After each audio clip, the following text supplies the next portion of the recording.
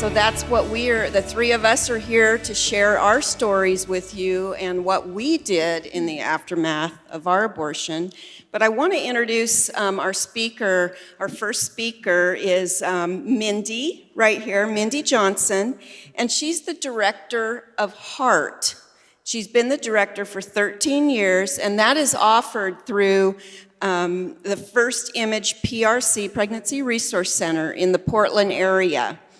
And so Mindy co-leads HEART, which is a recovery group that facilitates trainings and facilitates training seminars for those who are affected by abortion. She speaks, like she is today, about post-abortion awareness. So meet Mindy after our session. You can meet each one of us, but Mindy will be at the first image resource table. But with that, I'm going to give her the microphone, and she's going to share her story with you.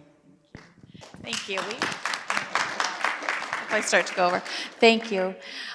So I am the director of HEART at First Image, as Terry said, and we also have, just so you know, we have 3 programs. We have the centers, the Pregnancy Resource Centers. We have 4 of them right now. And then HEART is the one that I'm the director of, the Post-Abortion Reconciliation Ministry. And then we also have another program called the Reality Project, and they go out to schools and speak there. And you can get that information, as she said, at our table. So I wanted to tell you a little bit about my journey and how I became the director of HEART, and how it's never lost on me, ever, ever. And I get kind of emotional every time I think about the fact that God took something so devastating in my life, and now I get to be a part of these groups, and I get to help lead these women who might be struggling after abortions through these groups. So I grew up in Southern California, and my family and I went to church occasionally on Sundays, pretty regularly, but there wasn't any, we didn't really pray together, read the Bible together, things like that. But still in 4th grade, I met, it was a neighbor, an older neighbor, and she was a nurse, invited me to go to a church camp with her. And so I did, and it was there that I gave my life to Christ. And while in 4th grade, I understood at that level what I had done, I didn't really know how to build that relationship with the Lord, but I still understood what I had done, that I had accepted Him.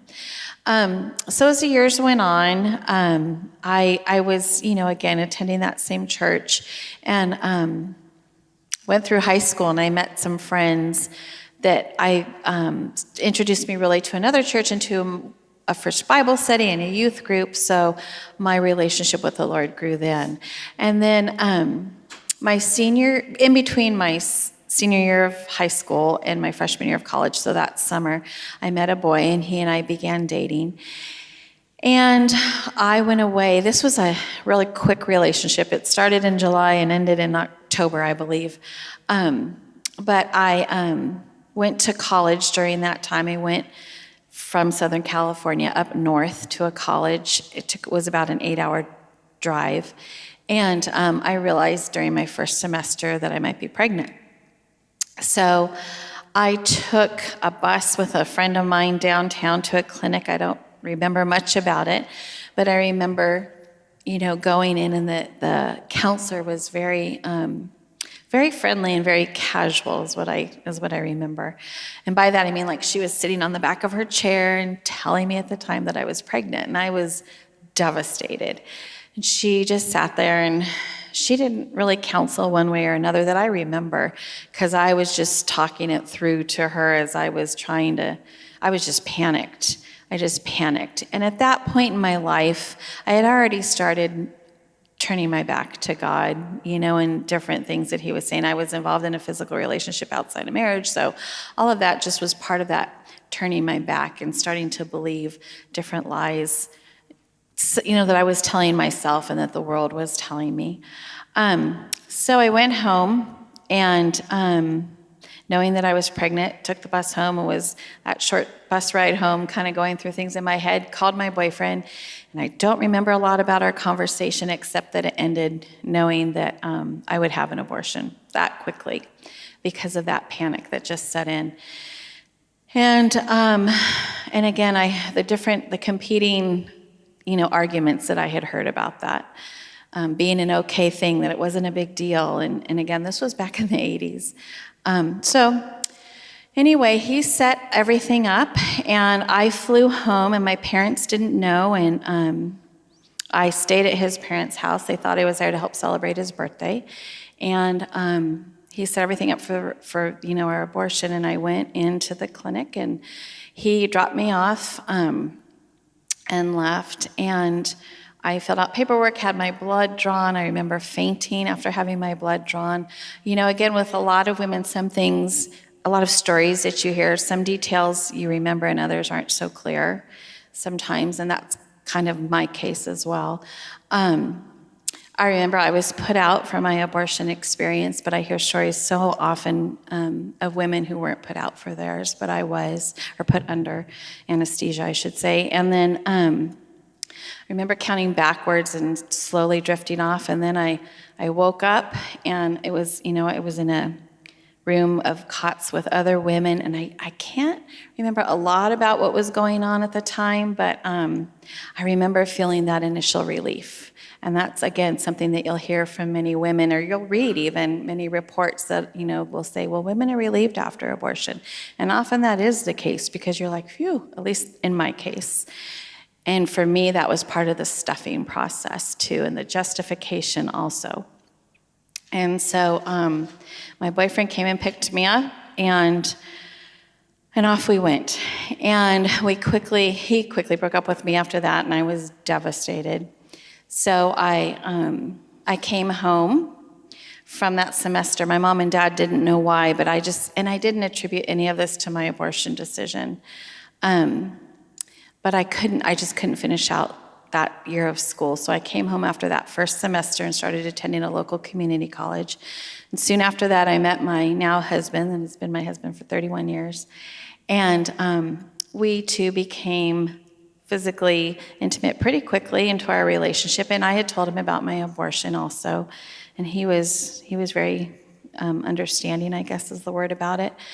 But we two became pregnant during our engagement. Actually, I became pregnant, and after some discussion, we opted to carry that baby, thankfully, who's now my 31-year-old son, who has given me a grandson along with his wife, and another one due at the end of June. So it was obviously a much better decision for us. And we eventually married, and then we moved up here in 1999, and I saw that our local pregnancy center was looking for volunteers.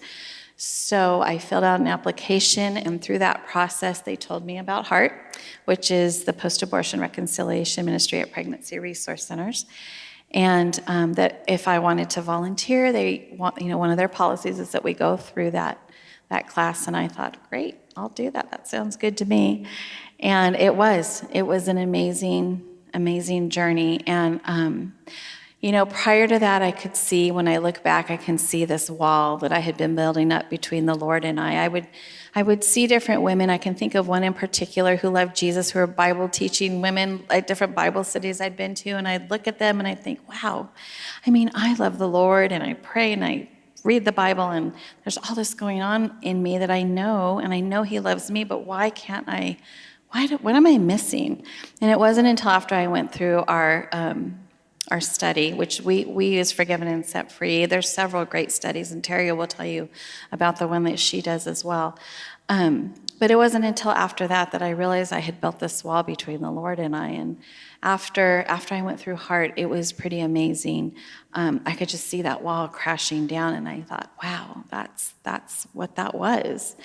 So now, like I say, I get to go and help lead these groups, and again, it bears repeating, because it is never lost, I don't think, on any of us when we get to see women come through a healing process, when we get to be a part of that, when God allows us to step into these groups.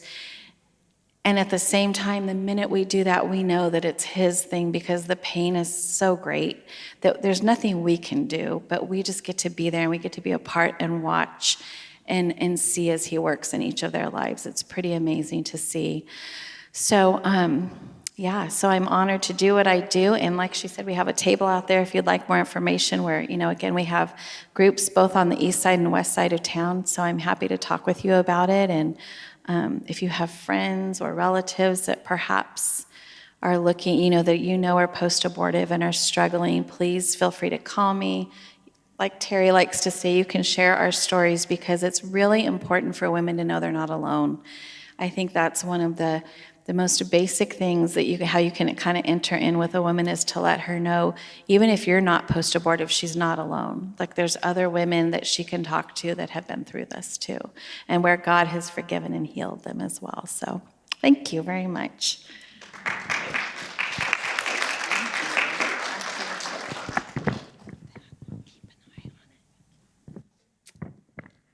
Thank you, Mindy. And now I want to introduce you to Cindy Brunk. She is a national speaker, an author, and a pro-life advocate, and is the state coordinator for the Silent No More awareness campaign. So she's got a couple of those signs right there on the fringe over there.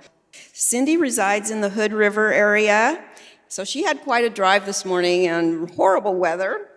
But she serves as the board member for Columbia Gorge Pregnancy Resource Center. So she's authored a book titled Love Will, and you will find that book at the table that we're sharing out in the resource area. And so be sure and stop by the table and meet Cindy. Thank you, Terry. I just want to warn you, I'm used to standing up because I'm kind of hyper, so I will try to stay sitting down. But if I start shaking, that's why. No, that's okay, thanks. So my abortion story started just before I turned 19 years old. I was told, you're pregnant. I figured that meant I needed to decide if I wanted to become a mother. You see, I didn't realize that I already was. I chose abortion because well-meaning loved ones encouraged it, offered no alternatives. I didn't think I'd be able to finish college. I was terrified of being a single mother. And it was so easy to believe the lies, that what would be removed was simply a piece of tissue, and that by having it removed, I could get on with my life, never looking back. I remember a 9-hour bus trip going to the clinic on a Thursday afternoon. The young man who took me standing at the counter, handing over the $200. This was in 1980. I recall my counseling was, are you sure you want to do this? Well, of course I was sure. I'd been told it was simple and easy and it seemed to be the answer. I went into a room where the nurses inserted a laminaria stick inside of me and they told me to come back the next morning. The only memory I have of that next morning is of walking into the room, climbing up on the table, a man I'd never seen before walking in, and then excruciating pain. See, I didn't have any anesthesia, but my body blacked out. My memory returned 3 days later as I opened a letter from the clinic that simply stated all the tissue had successfully been removed. I know now that that tissue included the fully formed hands and feet and the once beating heart of my first child, and how I wish I had fought for them. But there is good news. After 17 years of suffering from nightmares, flashbacks, anxiety attacks, inability to bond with my children or trust my parenting decisions, after all, look how I'd done with my first, my marriage was also falling apart. But then I landed at a church, and they announced a program put on by our local pregnancy resource center. It happened to be called Forgiven and Set Free, put on through Heart. And that is the good news. I started that program feeling like I would be unworthy forever, and I finished it knowing full well that I am a beautiful daughter of an almighty King. I had a mission now. I was no longer burdened with beating myself up. I now wanted to reach out and help all of those others because I learned that so many were still suffering. And so I've been sharing my story ever since. I connected with Silent No More, which is a worldwide organization of women and men who have been touched by abortion. We share our stories of regret, and we do that in order to prevent future abortions and to encourage those who are suffering to get into a healing program, because it's the hearts that need to change. Not that I'm opposed to the laws changing too, but we need to have the heart change, and that is shared. That is done through stories. So I've been sharing my story ever since. I've received some persecution because of it. I hold that big sign there that says, "I regret my abortion." The last time I held it out in front of the Planned Parenthood on MLK Boulevard in Portland, I actually had 7 people surrounded me, tapping me with their signs, so I use that one as protection. It's amazing the persecution that we receive, but there's the good stories too, and the people who change their mind because of it. So I'm okay with that. And all of that time, as I was sharing my story and helping to lead future post-abortion Bible studies, I see that as training. And it was training for a young woman that I was about to meet. I don't know if we can get the picture to come up. Thank you. This young woman I found out about because I was leading a post-abortion study, and one of the women called me and said, "I've got someone who answered an altar call, and could you meet with her?" So I will call her Eva. I met her and listened to her for several hours as she shared her situation: homeless, pregnant, mentally ill. And as I listened into the wee hours of the night, I actually got a little bit scared, and I started having a conversation with God. It went something like this: "Lord, if there ever was a reason where abortion might be okay, I think this might be it." I laugh now as I look back, like, here I am educating God. But anyway, the response back was, "Well, how do you think the baby would answer that question?" And then I immediately knew I wasn't going to get out of it. So I said, "What's my part?" And the part that my calling was to love her, to love Eva. And I did, and it was really difficult, and it was only through God that this amazing story happened. I wrote a book about it. Even though it says a novel on the front, that is for 2 reasons. One, part of it is fiction. The other reason is that I've been threatened with a lawsuit for publishing it. Just a verbal threat so far. And so I just want to tell you a little bit about this story. See if I can find it here. Okay, so I asked Eva to come to the Pregnancy Resource Center with me the next morning instead of getting in the taxi and riding into Portland to get her abortion. She had already changed her mind once because she had seen an ultrasound. So now this was going to be her 3rd appointment, and the pressure that she was receiving from some government agencies was immense through the entire pregnancy. I had to tell her that if she changed her mind later, I would give her a ride into Portland, that I wouldn't be able to go in, but I would sit in the car and pray for her. We went to the Pregnancy Resource Center where she learned about services available, but most importantly, she learned that she would not be alone and that she had people who believed in her. She asked me to come to all of her appointments with her. Very first one was with Department of Human Services. And I went in and we took a number, very busy waiting room. We went up to the receptionist who asked her, "Did you see the specialist?" She looked at me and with a question mark, and I said, "He wants to know if you got the abortion." And she turned back to the receptionist and in a very loud voice, so everyone in the lobby could hear, she said, "No, I didn't get the abortion. This is my friend Cindy. She had one and she regrets it. She's going to help me." And I'm like, okay. And this little voice in my head said, "This is going to be a book someday." And then he started typing. I can imagine what he was typing in there. But anyway, we went and talked to the therapist who continued to add pressure to her. She immediately said, looking at me, she goes, "Well, who do you work for?" And I said, "I don't work for anybody." I said, "I'm just her friend." And I know that if I had been working for somebody, especially if it had been a government agency or the school district or something, that my job would have been on the line.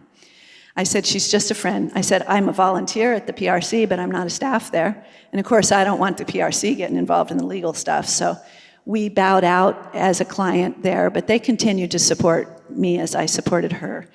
But I want to say this was a God thing, because this was a really difficult journey, and there were times when I was ready to pull out. I had to because of the emotional toll that it was taking on me.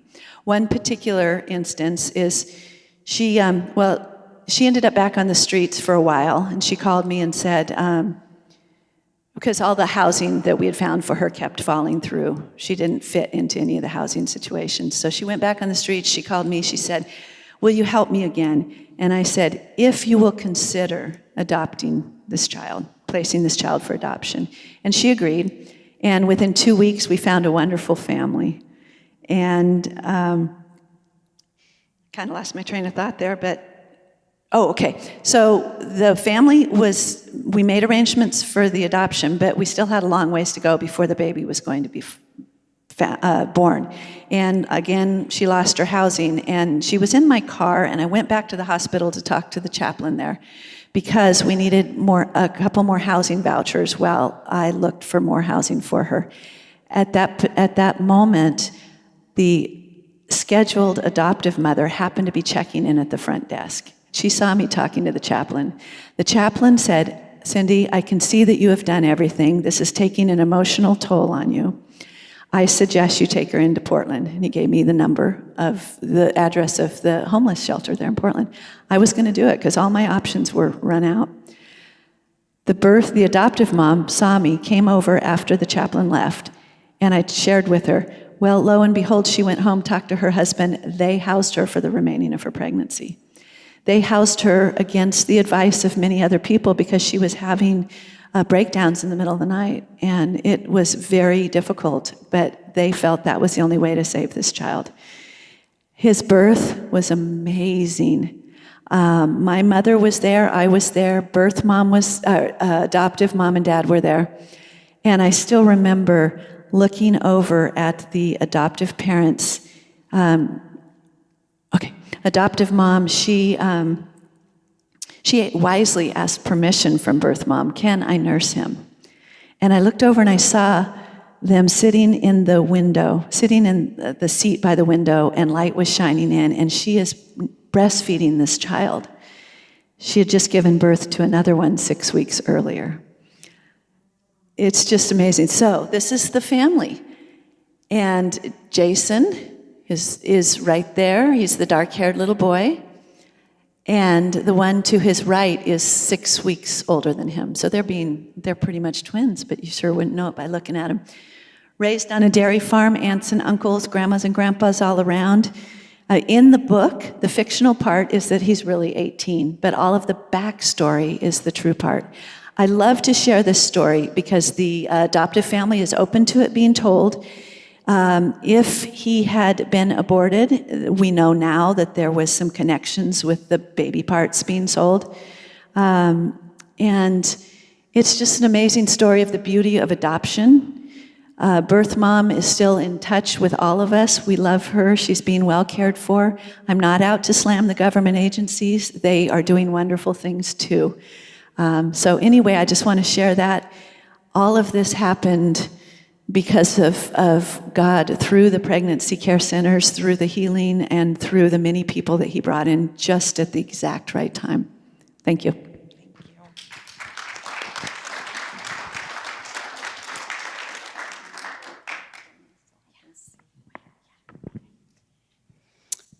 Thank you, Cindy. That is such a powerful story. So she has her book for sale out at the resource table, and we would love it if you guys would stop by and just chat with us between workshops. Well, I'm Terry Nordone from Salem, Oregon, and my story goes way back to when I was in high school. And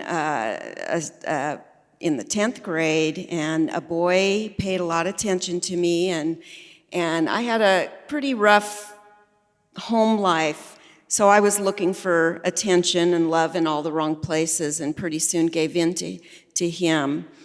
And after a short period of time, I realized this is not the kind of relationship that I want.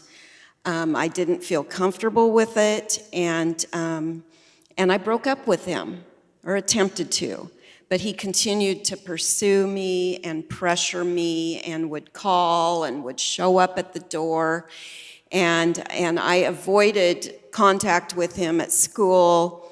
But one night, and I'm in the 10th grade, and one night, and this is in 1972, so this is before Roe versus Wade.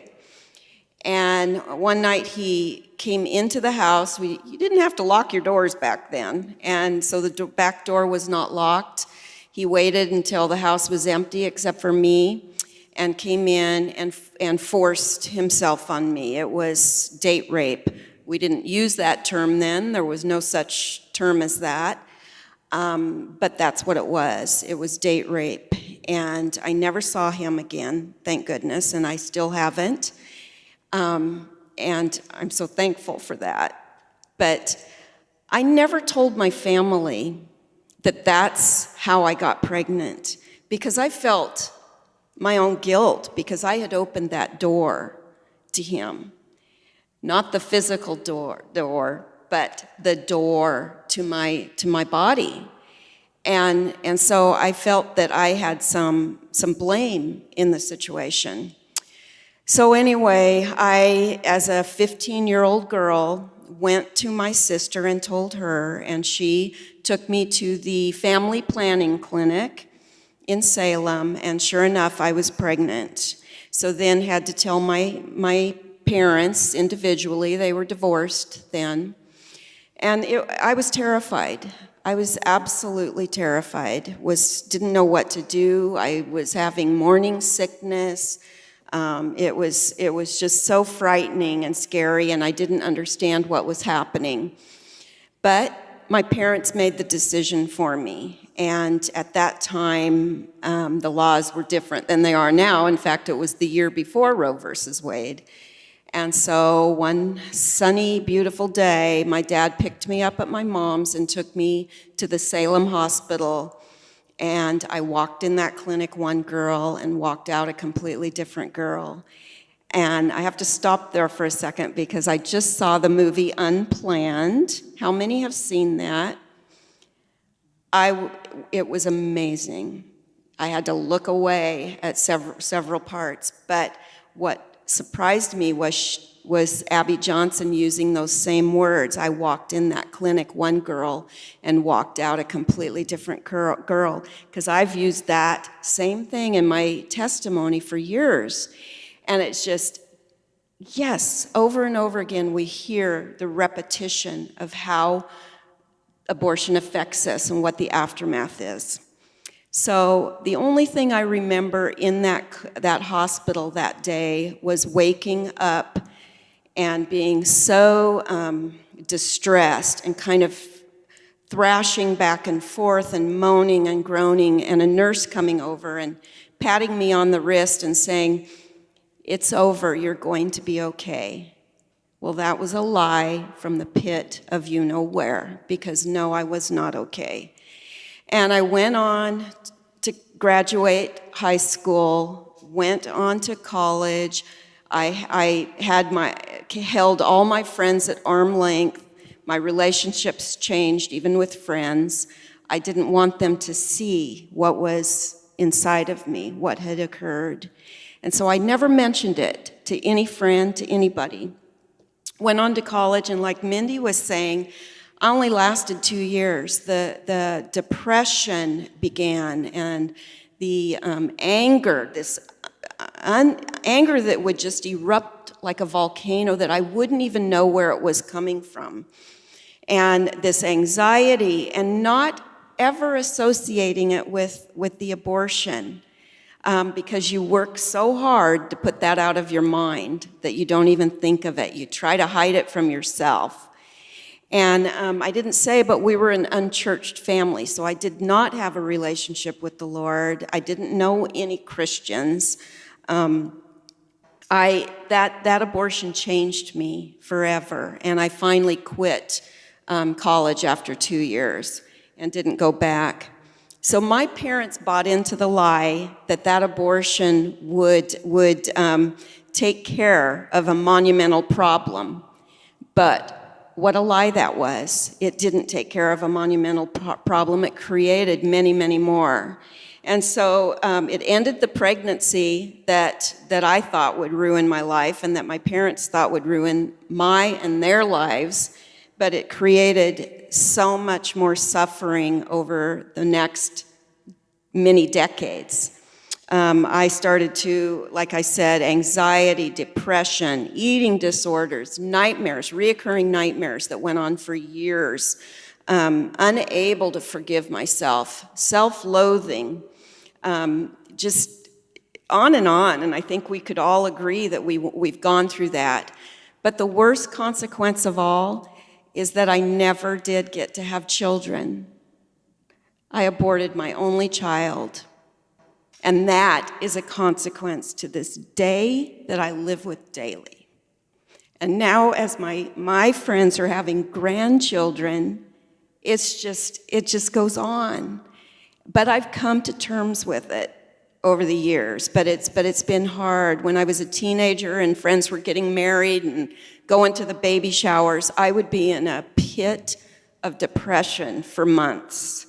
And still not associating it to the abortion. Still didn't know that was the core issue, because it gets buried under so many other things that you defenses that you build up to protect yourself and your mind. But the weight of the sin was more than I could bear, and the constant memories and consequences were a daily struggle for me. But the good news is, in 1999, that was a turning point for me. I met my Lord Jesus Christ. In all places, at a memorial service, a funeral. And that's where I learned for the first time that there was forgiveness even for me. Even for me. Come to me, all you who are weary and carry heavy burdens, and I will give you rest. Take my yoke upon you and learn from me, for I am meek and lowly in heart, and you shall find rest for your souls.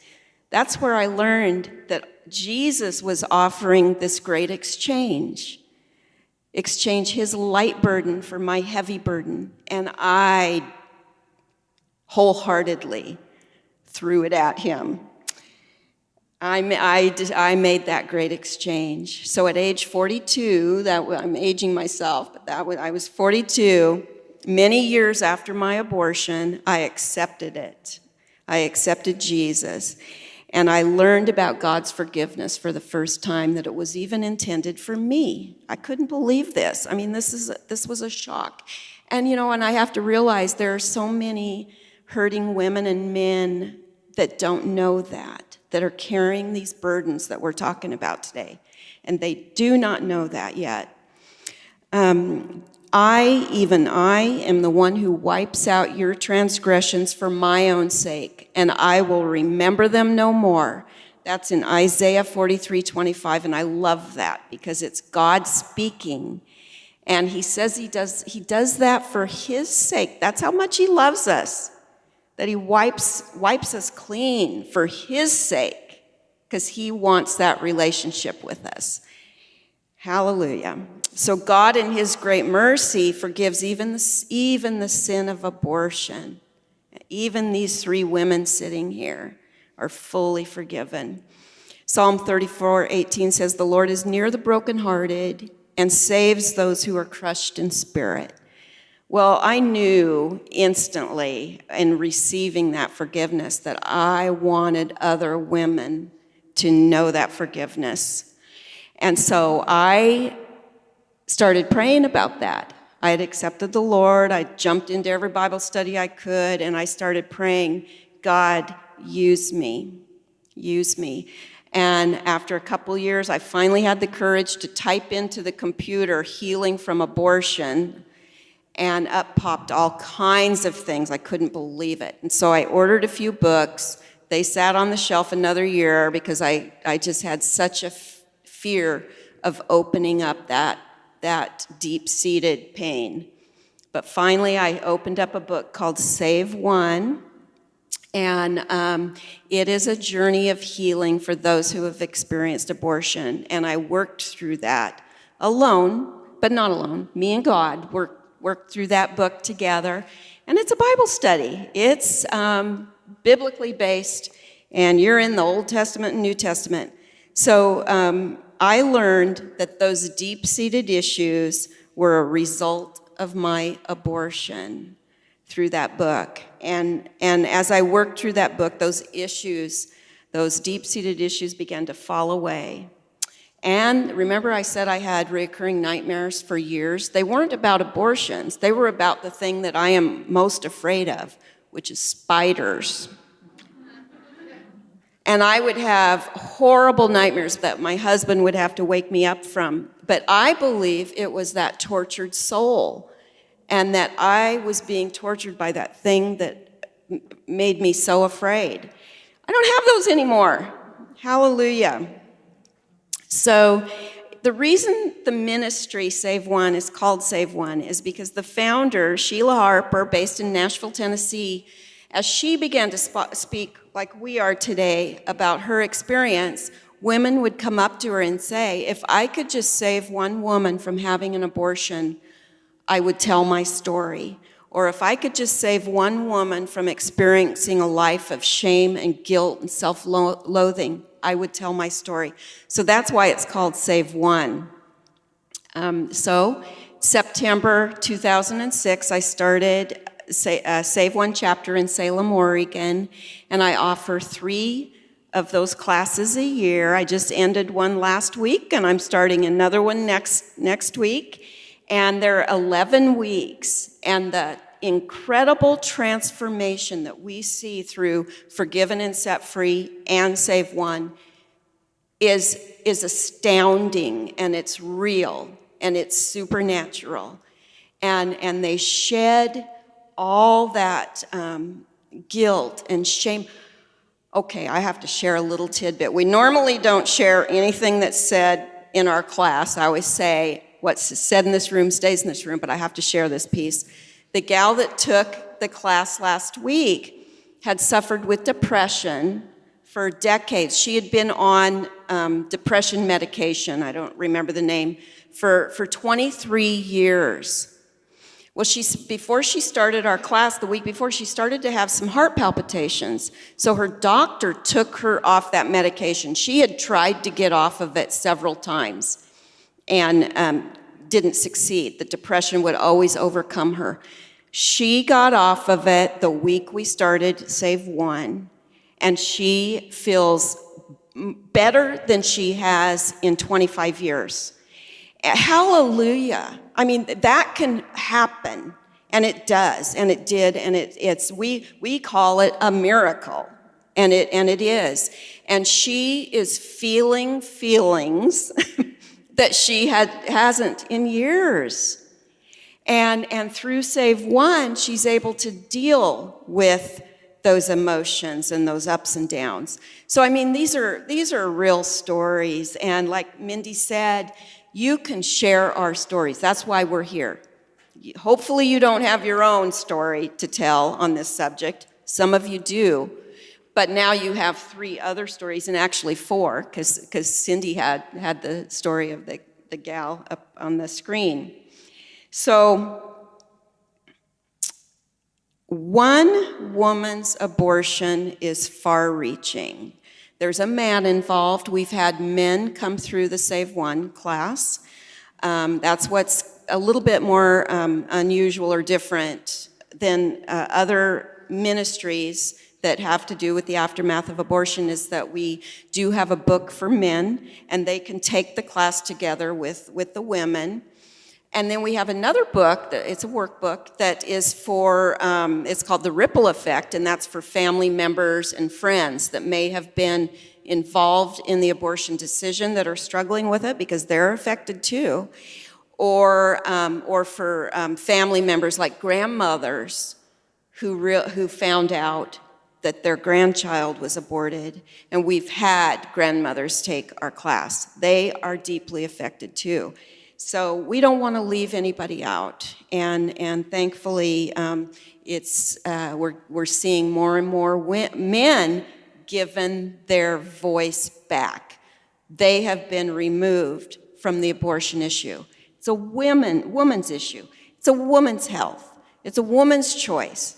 The doctor gets gets a say in it, but the man doesn't.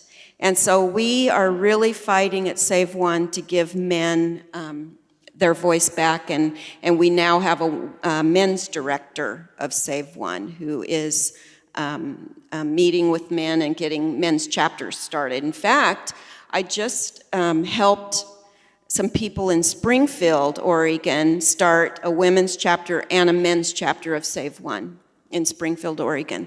So we are working hard to get the word out that there is help for those who have suffered the aftermath of abortion and their decision.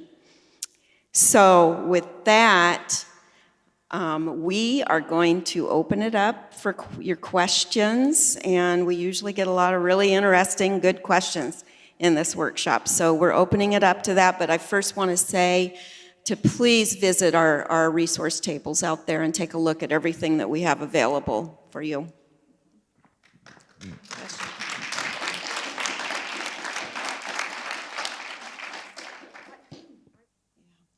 Well, that's been, for years previous, that's been a tough issue with the graphic signs and the condemnation.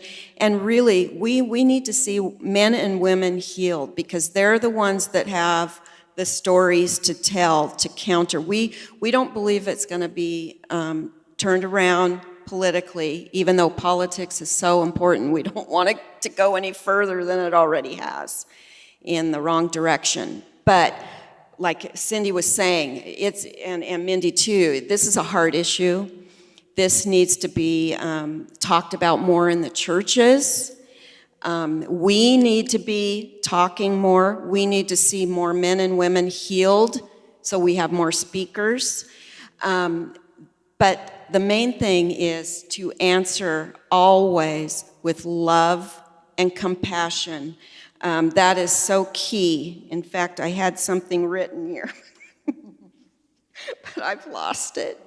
But it's so key to not be condemning but to speak with love and compassion, because when the statistics say 1 in 3 women have had an abortion, there's that many men, there's that many friends and family members who encouraged it. So it's a pandemic, really, the aftermath of abortion. So we need to always be accepting. We need to be a safe place for them to open up and share. And that's why it's so important to share our stories, because being transparent, even if it's our transparency that you're borrowing, that makes them feel comfortable and safe to share. You want to do it first? Well, I was just going to say pretty much what you said, and that now you can say too that you know of different places that you can give them the phone number. You can share that you've heard these women, and you can refer them to other resources where they can find help and where there is compassion and understanding and empathy for them as well. And I agree with all of that. I think the focus is something that I've seen over the last 20 years. The focus is changing from just about saving the babies, which is very, very important, to abortion hurts women. San Francisco March for Life, the banner in the very front 2 years ago was abortion hurts women. If we talk about it, well, it hurts men too, it hurts everyone, but if we talk about it from a need for healing platform, in no way does it take away from the fact that it's saving a baby, okay? But by talking about it from the fact that people need healing, that covers both. And so it is a life issue. It's for the life of the child, but it's for the abundant life of those who've been hurt by it. So turning it around to that, it helps them. Should I speak to that? Excellent question. And I have a little bit of a testimony to that point. I received a phone call, in fact, I was agnostic. I was agnostic when I walked into that memorial service. And God can work through anything. But last week I received a phone call from a gal who had started the Save One class via phone, because if we don't have a Save One chapter in your area, we have people who will do it by Skype or by phone or whatever. So she was doing it by phone up in Washington with a gal. And she got to chapter 3. I'm going to try to make short story. Chapter 3 about King David and Bathsheba. And they had a child, and that child was taken by God. Okay, I was on vacation and didn't have a Bible in front of me, and I was talking in the phone. I couldn't look it up, but I could remember the story because it's in chapter 3 of the Save One book. We use that story, and so I realized in talking with her that she was not a believer. She had a little bit of biblical background, but she was not a believer, and she was extremely angry because that baby died, and it says, I think it says that it's taken up by God. And she was extremely angry. Why would that be in the book when I'm trying to heal from abortion? And so I let her go, let her vent, let her talk for as long as she wanted, and then I said, well, let's talk about it. Let's break it down. So what I was able to show her in that was God didn't strike that baby dead, but he took that baby to heaven, and that's why it's in the story, because that baby was taken up like our children are taken up. And I said, did God kill your baby? And she goes, no. And I said, that's right, but he's taken that child up to heaven. And so I explained these things to her, and she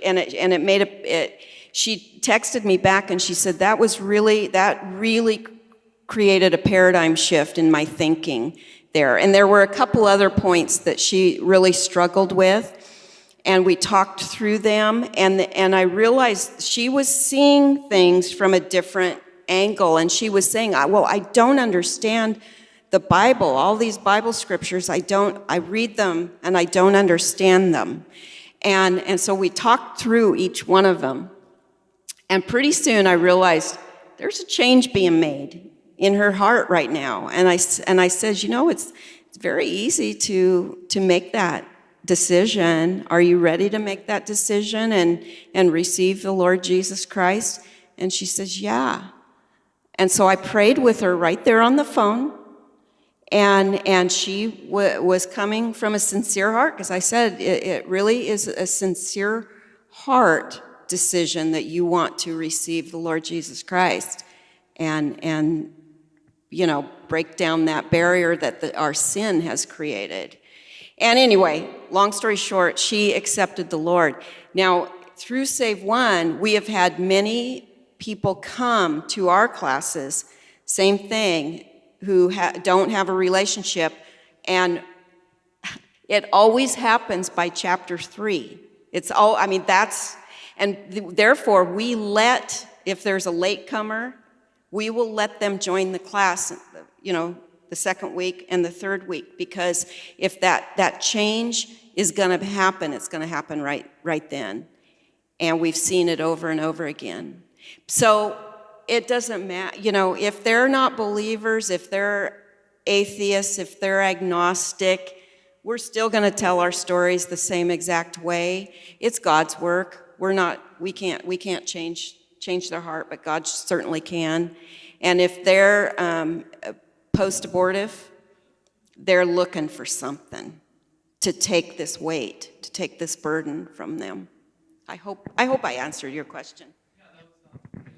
We make sure that they know that it's a Bible study so they're comfortable to even come. We tell them that they're welcome to come wherever they are in life, but that is very much a Bible study. So I haven't had that either, but I think it's important to address, and I've talked with young women who haven't explicitly said that they're agnostic or atheist, but who don't necessarily have a faith.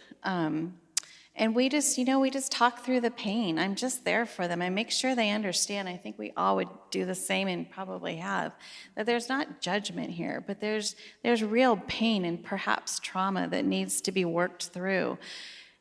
And I'm up front and tell them God's a big part of my healing process, So we don't necessarily have to go in that direction. Of course, my prayer is always that they would come to know the Lord.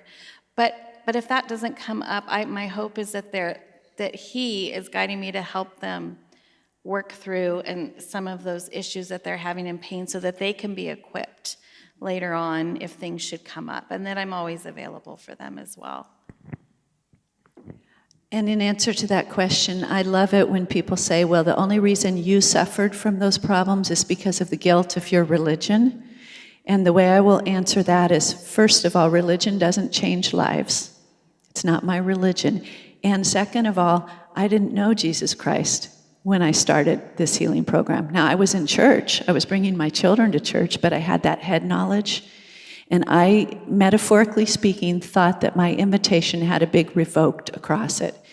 So again, it's back to that speaking about it from a need for healing basis. Even if someone is not a believer, they have some trauma that they need to work through. So what I will say to very staunchly pro-choice people who say, well, not everyone feels that way, and I will say, true, and if they can find healing, I'm all for it. For me, it wouldn't have worked without the faith piece. But can we agree that we need to provide an environment for anyone who's suffering to be able to say that they're suffering? And most people will agree with that. Yeah, absolutely. Yep. It's not our job to connect it for them, but they'll reach, maybe reach that at some point, or maybe not. You can always give them resources like our brochures, or and just say, well, I'm glad that hasn't affected you, but if it does come up someday, there's help for that. So we can't change that for them. That's something it's almost like an alcoholic. They have to reach the bottom themselves. It's kind of the same thing. So you don't want to break confidence if somebody told you. That's the first step. But if they know that you know, what I suggest to people is to provide them something, like Terry mentioned, some sort of a resource. This book is very non-judgmental, and the fact that it's fiction could help. But you provide them with something in a way that's very non-confrontational. Like you can take a gift bag and put this book, Her Choice to Heal is a good one as well. Underneath a tissue, put some other token gift on top of it and say, hey, this is for you, and there's something underneath there, and if you ever need to talk, let me know. You can't force someone out of denial. But again, that confidentiality, you don't want to approach someone because people are trying to hide this so close and so carefully that they will feel really violated if they find out that you heard it from someone else. You can just nonchalantly happen to mention that you went to this event and you heard from a bunch of... See, that's where the sharing the stories comes in, because especially during political seasons, the A word comes up a lot. So if you hear someone say something judgmental about abortion or about someone who would have one, or even positive, just say, hey, and share something that you heard. Yes, that is normal. We don't have, we keep our groups small anyway. We only have up to 6 participants and a leader and a co-leader, and generally they're not even 6. But we have found within, the last year particularly, that just having these small groups is important. These women being with even leaders who are post-abortive, hearing their stories and hearing stories of other women, yes, it's still super important for women, again, to not feel alone in that. And as far as getting awareness out, Larry's the CEO of our First Image and our centers, and he... our executive staff has done a great job in making relationships with churches and just going and meeting with pastors of local churches and saying, hey, this is something we'd like to team up with you, and kind of really, easing that burden for them. Like when post-abortive men and women come to them, they can say, hey, we have this program. That's one of the ways it can be as simple as, we even have little tear-off brochures that you can put in bathrooms, little business side cards you can put places, going to different, I can't think, conferences, but, just different things throughout, and asking if you can have tables. We do that a lot. Those are just some of the ways. And then word of mouth, and of course testimonies. Those are always big. Women's retreats, having post-abortive speakers at women's retreats, or even information or even an announcement.